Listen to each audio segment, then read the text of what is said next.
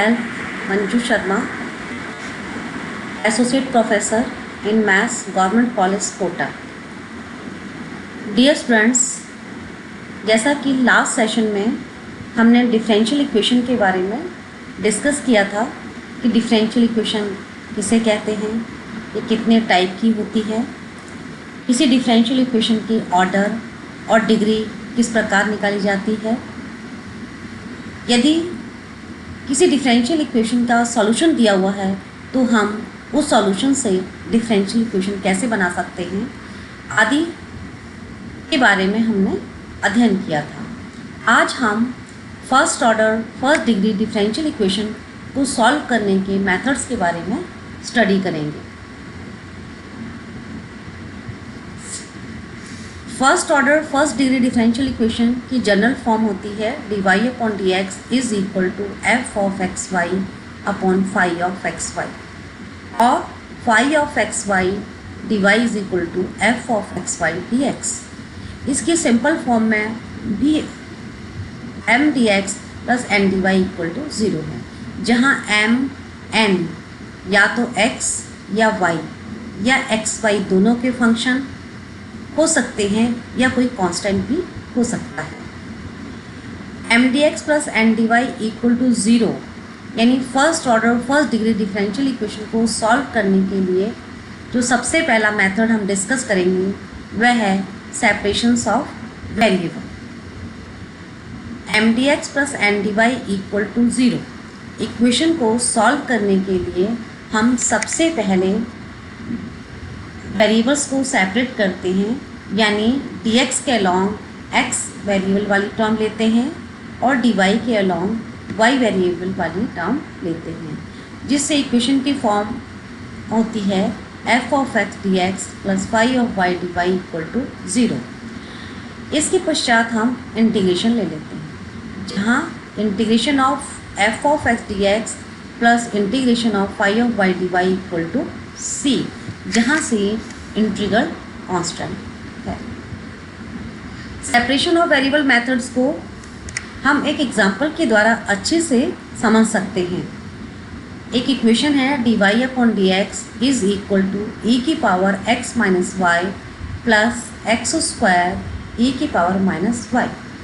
आप देखिए दी हुई इक्वेशन के राइट हैंड साइड में e की पावर माइनस वाई दोनों ही टर्म में हैं, तो यदि हम दोनों साइड e की पावर y से मल्टीप्लाई करते हैं तो यहाँ से e y वाली टर्म्स हट जाएंगी, तो हमारे पास क्या इक्वेशन आ जाएगी, e की power y dy/dx is equal to e की power x plus x square, और e की power y dy is equal to e की power x plus x square dx, यानी dy के अलॉन्ग y वेरिएबल वाली term और dx के along x variable वाली टर्म हमें मिल जाती है।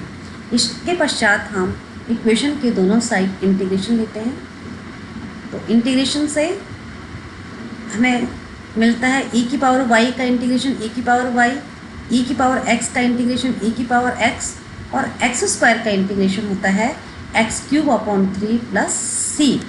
इस प्रकार दी हुई इक्वेशन को हम सेपरेशन ऑफ वेरिएबल से इस तरह से सॉल्व कर सकते हैं। इसमें एक इम्पॉर्टेंट बात है कि इन इक्वेशंस को इस मेथड से सॉल्व करने के लिए आपका इंटीग्रेशन वाला पार्ट थोड़ा स्ट्रांग होना चाहिए, ताकि इक्वेशंस को आप इजीली सॉल्व कर सकें। एक एग्जांपल और देखिए, y minus x dy/dx is equal to a into y square plus dy/dx। इसको हम इस तरह से लिख सकते हैं, y into 1 minus a y is equal to a plus x dy/dx, और dx upon a plus x is equal to dy/y into 1 minus a y, यानी dx के अलॉन्ग x वेरिएबल वाली टर्म और y के along y variable वाली term ले लेते हैं। इसको हम पार्शियल फ्रैक्शन के द्वारा अलग अलग कर लेते हैं और उसके बाद हम इसका इंटीग्रेशन लेते हैं, तो यानी integration of dx upon a plus x is equal to integration of dy upon y plus integration of dy upon 1 minus a y. log x plus a log y minus log 1 minus a y plus log c, जहाँ log c integral constant है। यहाँ पे हमारी बाकी term log में है, इसलिए हमने इंटीग्रल कांस्टेंट को भी log में लिया है ताकि हम आंसर जो है थोड़ा कंबाइंड फॉर्म में लिख सकें। तो आंसर क्या आ गया हमारा, log x plus a is equal to log cy upon 1 minus a y. इस प्रकार इस दी हुई इक्वेशन को हम वेरिएबल ऑफ सेपरेशन से सेपरेशन ऑफ वेरिएबल मेथड से सॉल्व कर सकते हैं।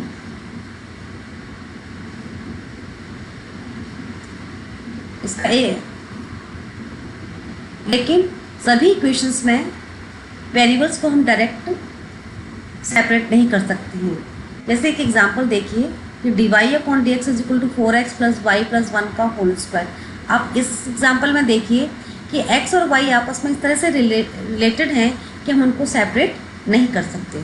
तो इस तरह की इक्वेशंस को सॉल्व करने के लिए हम 4x plus y plus 1 is equal to v ले लेते हैं और इसका दोनों साइड x के रेस्पेक्ट में डिफ्रेंशिएशन करते हैं और dy अपॉन डी एक्स की वैल्यू निकाल लेते हैं। dy upon d x is equal to dv upon d x minus 4 और 4x plus y plus 1 is equal to v, ये दोनों ही वैल्यू हम दी हुई इक्वेशन में पुट कर देते हैं। तो हमें इक्वेशन मिलती है dv upon d x minus 4 is equal to v square और dv upon d x is equal to v square plus 4। dv upon v square plus 4 is equal to d x, यानी dv के along v variable वाली term और dx के along x variable वाली term हमें मिल जाती है। इसके पश्चात हम इंटीग्रेशन करते हैं। इंटीग्रेशन से हमें टर्म प्राप्त होती है v is equal to 2 tan 2x plus 2c और v is equal to 2 tan 2x plus k। इसके पश्चात हम v की वैल्यू पुट करते हैं जो कि हमने ऊपर मानी थी, यानी 4x plus y plus 1 is equal to 2 tan 2x plus k, जो कि दी हुई इक्वेशन का सॉल्यूशन है। इसको एक और एग्जांपल लेके हम क्लियर कर सकते हैं। Suppose dy upon d x is equal to sine x plus y plus cos x plus y एक दी हुई इक्वेशन है। इसमें आप देखिए x प्लस वाई को हम अलग अलग नहीं कर सकते, तो हम x प्लस वाई को क्या नया वेरिएबल v पुट करते हैं और दोनों साइड x के रेस्पेक्ट में डिफ्रेंशिएट करते हैं और dy अपॉन डी एक्स की वैल्यू निकाल लेते हैं। तो dy अपॉन डी एक्स और x प्लस वाई की वैल्यू हम दी हुई इक्वेशन में पुट करते हैं।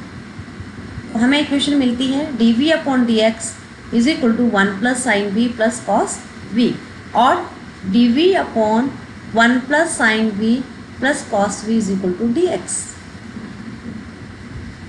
dv upon 1 plus sine v plus cos v में हम हाफ एंगल से इसको लिखते हैं, यानी 1 की जगह तो हम लिखते हैं sine square v by 2 plus cos square v by 2। Sine v की जगह हम लिखेंगे 2 sine v by 2 cos v by 2 plus cos v की जगह लिखेंगे cos square v by 2 minus sine square v by 2। इसका सिंप्लीफिकेशन करके हमें इसकी ये वाली टर्म प्राप्त होती है। इसका हम दोनों साइड इंटीग्रेशन लेते हैं तो हमें मिलता है log 1 plus 10 v by 2 is equal to x plus c। अब हम v की वैल्यू जो कि हमने मानी थी x प्लस वाई पुट कर देते हैं। log 1 plus 10 x plus y upon 2 is equal to x plus c, हमें दी हुई इक्वेशन का सॉल्यूशन मिल जाता है। इस तरह से हम उन इक्वेशंस को सॉल्व कर सकते हैं जिनमें वेरिएबल्स को डायरेक्ट हम सेपरेट नहीं कर सकते। ये कुछ क्वेश्चंस हैं, इन मेथड्स के ऊपर आप इन्हें ट्राई कीजिएगा। Thank you.